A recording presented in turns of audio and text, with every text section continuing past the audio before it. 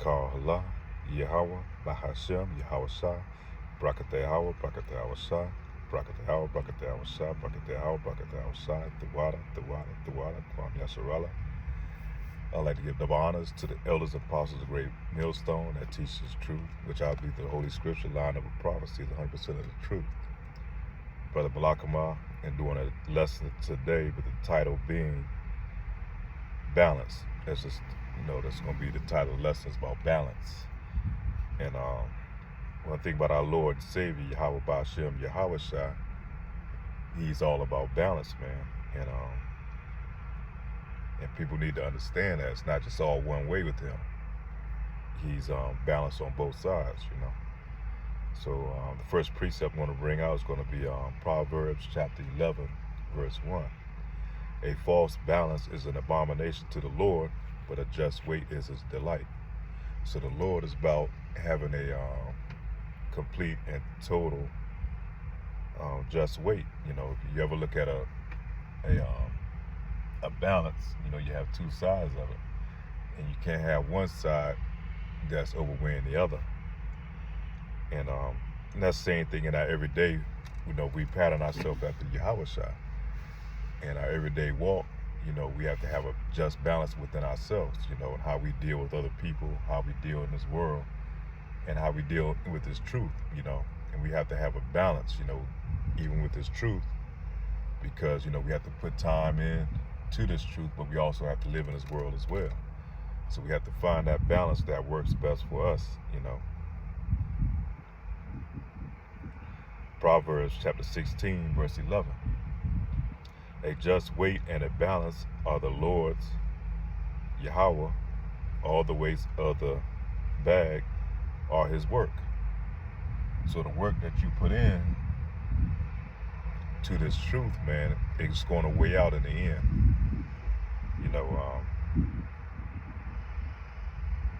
So you put in what you get out. And a lot of that has to go and deal with the sacrifice that we make for this truth, some of the sacrifices we make, the things that we do, the time that we put into this, for this truth.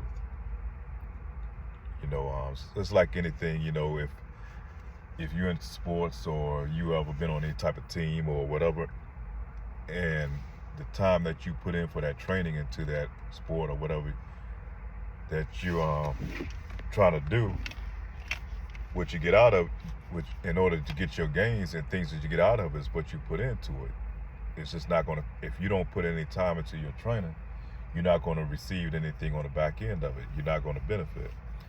And that's the same with this truth, man. We have to put our time in, as far as reading the Bible, studying the Bible, meditating on his word, and in prayer, being constantly, in season and out of season, or in this truth. It's a steady thing. It's take no time off, it's not taking it, taking a month or two off to go back into the world and then jump back into this truth, man. It's a constant and steady balance within his word, man.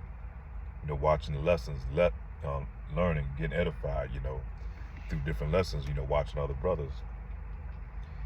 And, and reading and, meditating in his word, fasting. All these things equate to a just balance, man, that we have to maintain in this truth. Because once you become out of balance, man, it's easy to lose your faith in this truth. And that's why a lot of brothers, I believe, end up losing their faith. The next thing you know, they're out of this truth. They're going back into the world. Revelation chapter 3, verse 15 through 16. I know thy works, and thou art neither cold nor hot. I would thou wert cold or hot. So then, because thou art lukewarm and neither cold nor hot, I will spew thee out of thy mouth. Perfect example of that is like, you have a nice meal that's been prepared, and that meal is, it's lukewarm. It's not hot, and it's not going to taste the same. It's like, you'd rather have it hot, and so you kick it back out. Same thing with this truth, man. The Lord's telling you, you got to pick a side. There's no, I'm going to play the middle, because a lot of people like to play both sides. You know, they say I'm gonna put my investment and my time and energy back into this world, and then then again I'm gonna play the part of in case Yahweh Shai comes back, and you're not putting your all in Yahweh Shai. You still putting some of your trust and your faith back into this world, man. And this thing, it's no 50-50 in this. It's no 50-50 relationship in this. You have to choose a side, man. And that side is gonna have to be back into the world or back, dealing with Yahweh Shai. Now that's one thing you can't split. That it's one-sided. And we're gonna be tested in these latter times, man. According to prophecy, dealing with the MOTB, in order you're gonna have to pick a side during that time, because Esau Edom gonna put you in that predicament, man. He's gonna put you in that corner, and you're gonna have to choose a side during that time.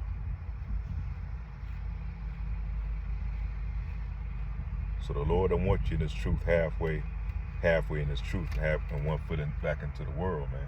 You have to put both feet into this, because once you commit to this, man, it's a covenant, man. It's a covenant between you and the Lord. Genesis chapter 3, verse 22. And the Lord Yahweh said, Behold, the man is become as one of us, to know good and evil. Now lest he put forth his hand and take also of the tree of life and eat and live forever. So, when our forefather Adam went off, then we were to the point where we can experience both good and evil. And all this is orchestrated by Yahweh Ba'Shem Yahweh Shai from the beginning, because in the end, when the new world come in, we're going to be able to say that we were able to experience both sides, man. And how can you be a just judge of things unless you have experienced both things, Because now we're going to know the good side and the bad side. Now we're going to know the results of not following these laws, statutes, commandments, what the end result going to be. Not having your house in order, not having your women in order. By Eve being out of order, it upsets the whole dynamic of the family.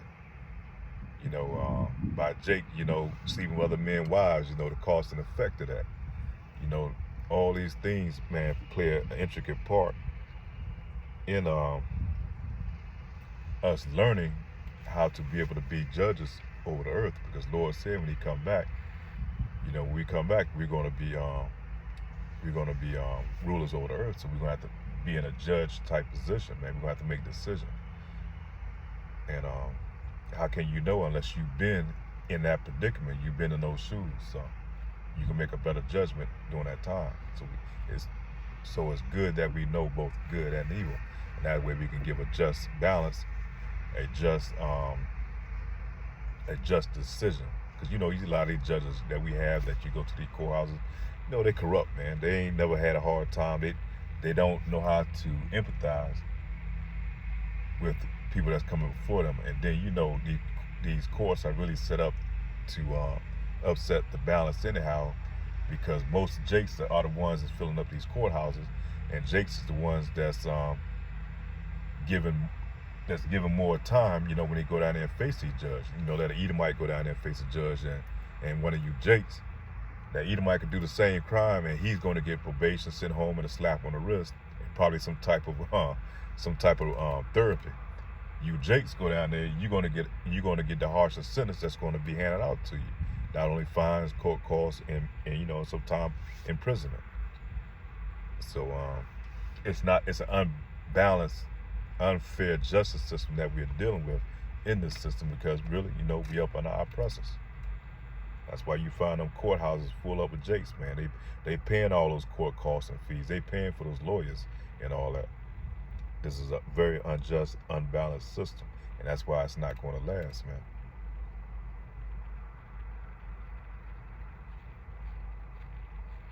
So we have to, Lord has set it up for us to experience the good and the evil.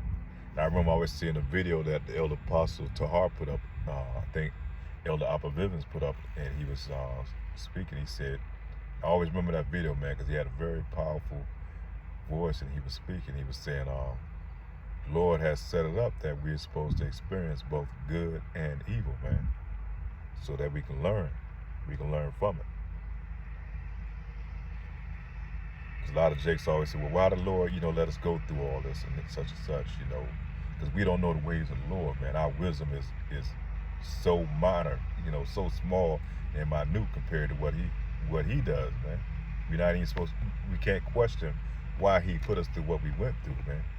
And we don't know why, because we went the hell off, for one. But we know the results of it now from going off, how the deadly effect that it has on our nation. Eating swine flesh and all these other abominable foods, man.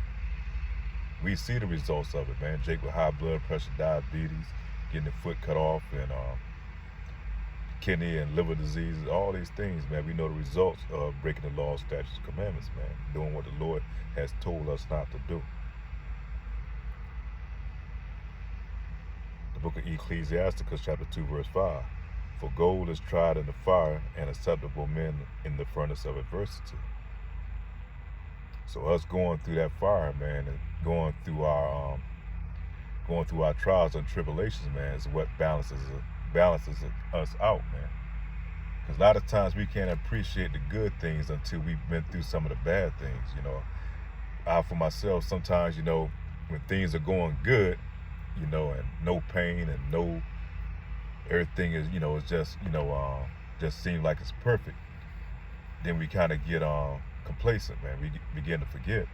But as soon as that pain and all those other things, or these tribulations and infirmities kick in, we realize we back in this world again, man. And, that gives us balance, when we go through these trials and tribulations, sometimes we have to experience these bad things in order to appreciate the good things, Isaiah chapter 45, verse 7. I form the light, I create darkness. I make peace, I create evil. I, the Lord, do all these things. So a lot of, you hear a lot of people say that why the Lord let them go through this and such, because the Lord do both things, man. He hands out a just balance of everything, man. You go off, you do something that's wicked, you're going to get punished for it, man. That's part of that justice system. Anytime we do anything that we know we screwed up, man, you're going to look for some type of recompense for it, man.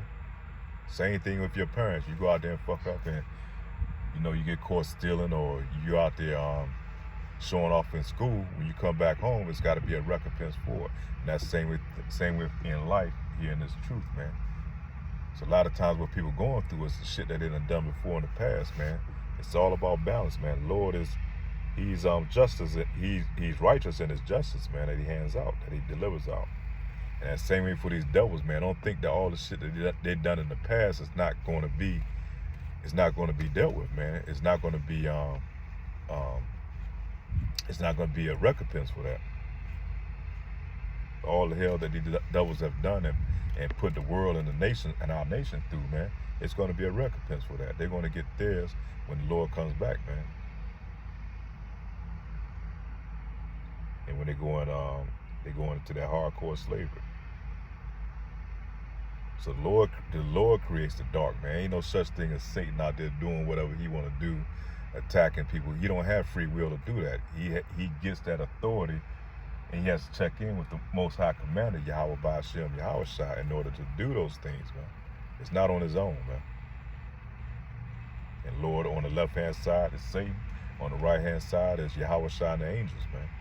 There's a balance in all that. And all of them up under Yahweh.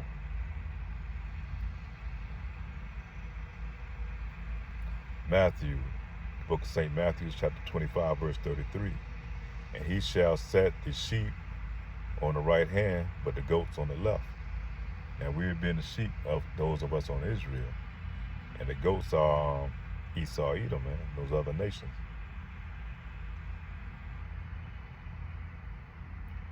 Matthew chapter 13, verse 25. But while men slept, his enemy came and sowed tares among the wheat and went his way. Matthew 13, verse 30. Let both grow together until the harvest, and the time of harvest I will say to the reaper, gather ye together first the tares, and bind them in bundles, and burn them, but gather the wheat into my barn. So the Lord is telling you, during that time the devil came and sowed tares amongst the wheat, and when they both grow up together, you can't hardly tell which is which. That's why the Lord is going to send down the angels, man, and it's going to make that separation, man. And 2/3 of our people that's wicked, just like these heathens, they're going to be destroyed right along with the heathen. But the Lord's going to gather up his elect, and get us up out of here, man.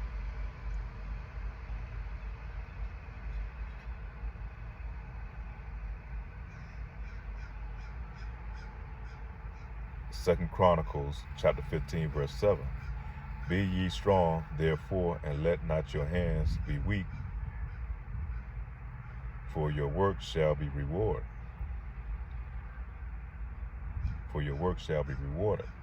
So the hard work that we put in on this side, man, don't think that it's going without without the Lord not paying attention to it and seeing your work and your dedication, the things you've done, the life changes that you've done and made upon yourself, man. The Lord see the work that you put in. So don't think that he's not going to reward you heavily for that what you're doing, man.